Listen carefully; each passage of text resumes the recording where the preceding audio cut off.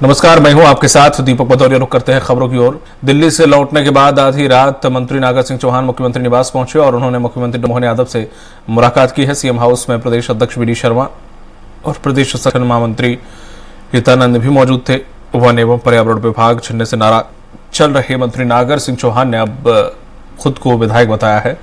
बुधवार को उन्होंने दिल्ली में बीजेपी हाईकमान से मुलाकात की। इसके बाद वीडियो जारी कर कहा कि मैं नागर चौहान, विधायक कलिराजपुर, वन एवं पर्यावरण विभाग छीनकर हाल ही में मैं मंत्री रामनिवास रावत को देने पर नागर सिंह चौहान ने सोमवार सुबह मंत्री पद से इस्तीफा देने की बात कही थी।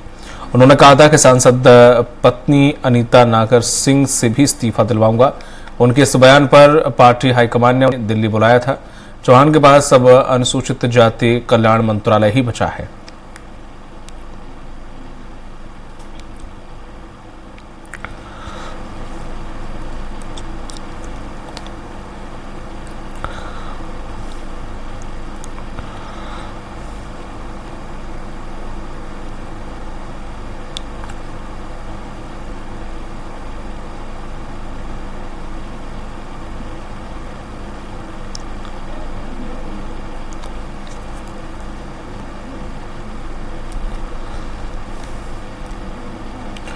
जानकारी के साथ जुड़ गए हैं सहयोगी संदीप मिश्रा।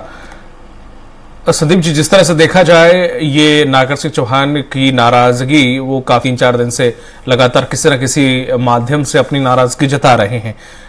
अब हाई कमान से मिलने दिल्ली पहुंचे, उसके बाद वापस लौटे, देर रात तक बैठक चलती।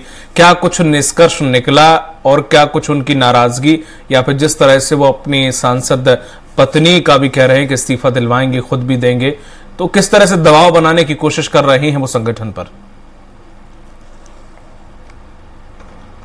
दीपक, पिछले 2-3 दिनों में मध्य प्रदेश में लगातार राजनीतिक घटनाक्रम अलग अलग तरीके से घटा। जिस प्रकार से कांग्रेस से भाजपा में आए वरिष्ठ रामनिवास रावत को पहले मंत्री पद की शपथ दिलाई गई और फिर करीब 20-21 दिन बाद उनको विभाग का आवंटन किया गया और जो विभाग मिला वो नागर सिंह चौहान का मिला। तो उसके बाद कहीं न कहीं उनके मन में खटास आई नागर सिंह चौहान के, और उसके बाद उन्होंने जो पद उनके पास बचा है उसको छोड़ने की चेतावनी दे डाली। एक वीडियो जारी भी किया उन्होंने कल दिन में, जिसमें उन्होंने खुद को विधायक बताया। दिल्ली जाने की बात कही कि दिल्ली जा रहे हैं, पार्टी हाईकमान से बात करेंगे।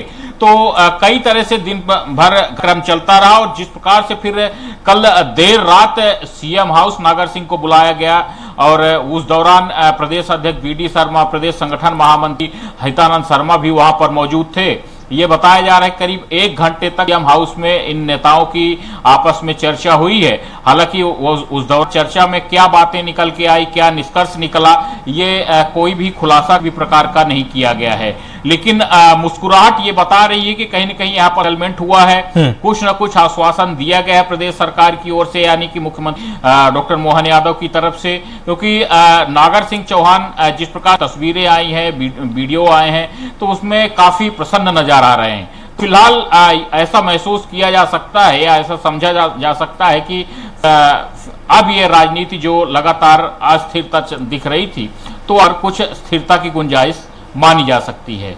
जी बिल्कुल, लेकिन जिस तरह से ये दबाव की जो राजनीति है, इससे संगठन पर दबाव डालने पर, ये कहीं ना कहीं वो कांग्रेस पार्टी नहीं है, बीजेपी पार्टी। अगर आप हो सकता है कि एक बार दबाव डाल के, चूंकि आप सिर्फ अकेले मंत्री नहीं, आपके सांसद भी आपके पास है, तो ऐसे में अगर आप दबाव डाल संगठन से कुछ मनवा भी लेते हैं तो इससे आपका फीडबैक आगे चल के जरूर खराब हो जाए। तो कहीं ना कहीं संगठन को यह पता चल जाता है ये व्यक्ति थोड़ा भरोसेमंद नहीं है, समय आने पर दबाव या फिर कुछ और भी कर सकता है। तो इससे ऐसा नहीं लगता है कि जिस तरह से संगठन पहले उन पर विश्वास का था, अब ऐसे में वो कहीं ना कहीं थोड़ा सा संगठन आगे आने वाले निकटतम भविष्य उतना ध्यान नहीं देगा या फिर हो सकता है उनसे थोड़ा सा किनारा भी करे?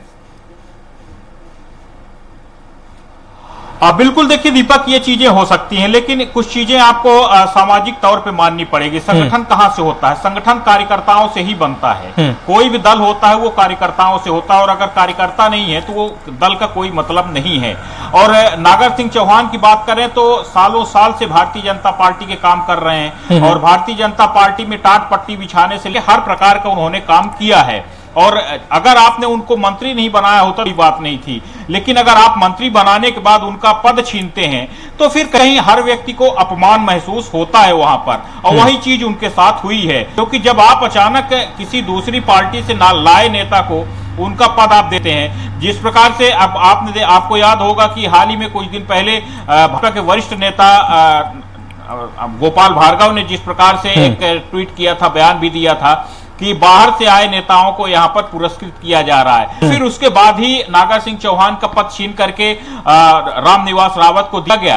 तो कहीं न कहीं उनको अपना कहीं स्वाभिमान की बात थी, स्वाभिमान में उनको ठेस पहुंची और उसके बाद उन्होंने इस प्रकार से प्रतिक्रियाएं दी, पद छोड़ने की बात कही, और यहां तक कि उन्होंने आदिवासी बेल्ट की भी बात कही। उन्होंने खुल करके कि आदिवासियों का ये पूरी तरह से अपमान है जिस प्रकार से पद छीना गया है और दूसरे पार्टी से आए नेता को यहां पर सम्मानित किया गया। तो ये सारी चीजें देखने को रही थी। दूसरी बात यह कि भविष्य में क्या होगा वो तो खैर भविष्य के गर्भ में है, लेकिन उनकी भी वर्तमान में सांसद हैं, और अगर जिस प्रकार से उन्होंने धमकी दी थी पत्नी के भी इस्तीफा दिलाने की, तो इस समय पर मोदी सरकार की अगर हम बात करें तो एक भी सांसद खोने की स्थिति में मोदी सरकार नहीं है, क्योंकि 240 सांसद है भारतीय जनता पार्टी के पास, 272 सांसद चाहिए सरकार के लिए। तो फिलहाल तो अन्य दलों के सहयोगियों के सरकार बहुमत में है, लेकिन पार्टी अपना एक भी सांसद नहीं खोना चाहेगी। इसलिए फिलहाल तो अगर हम बात करें तो नागा सिंह चौहान का पलड़ा कहीं न कहीं